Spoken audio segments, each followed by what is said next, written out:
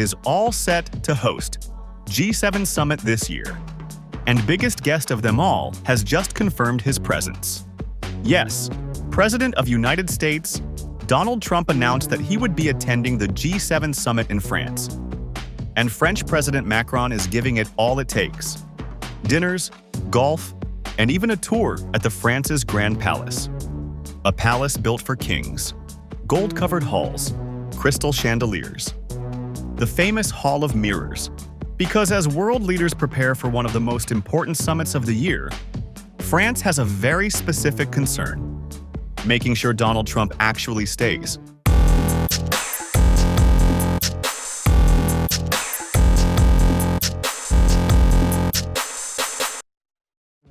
According to reports from Paris, French President Emmanuel Macron is considering one of the most extravagant diplomatic gestures in his arsenal: a private dinner with Donald Trump at the legendary Palace of Versailles. Just Macron and Trump, inside one of the most lavish palaces on Earth. The timing is no coincidence.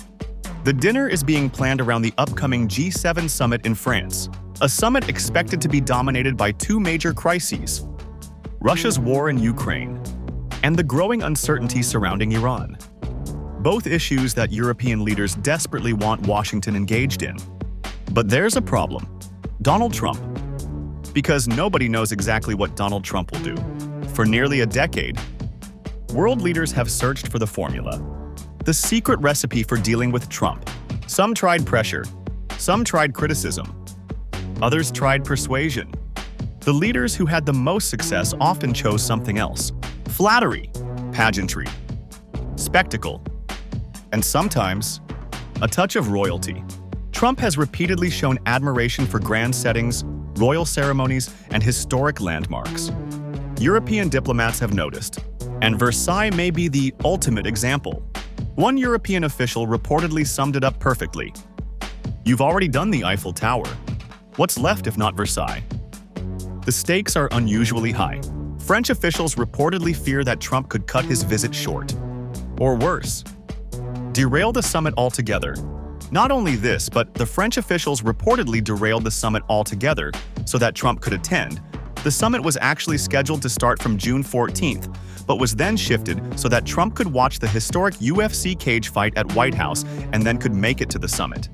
Remember, this is the same president who has often criticized multilateral organizations like the G7 and questioned the value of traditional alliances. And right now, tensions are rising everywhere. The Iran conflict remains unresolved. The Strait of Hormuz remains a flashpoint.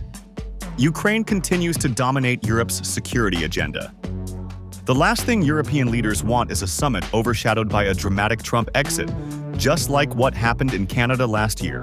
So Macron appears to be preparing an insurance policy. But there's another question: will any of this actually work? Because the geopolitical landscape has changed dramatically. Trump's tariff battles, disagreements over Ukraine, growing tensions over Iran. Many European officials privately wonder whether charm alone can still influence Washington. Flattery only works when there's leverage, and Europe's leverage is limited. They can't offer Trump everything he wants. And they certainly can't offer him a chateau of his own. Yet despite the uncertainty, France is rolling out the red carpet anyway. Because sometimes diplomacy isn't just about policy. It's about psychology. It's about symbols, to keep the world's most unpredictable leader at the table. So later this month, as world leaders gather to discuss war, trade, and global security, the most important negotiations might not happen inside the summit hall. They might happen beneath the chandeliers of Versailles, over dinner, between Emmanuel Macron and Donald Trump. Because in 2026, the battle for global diplomacy may begin with a seat at the king's table.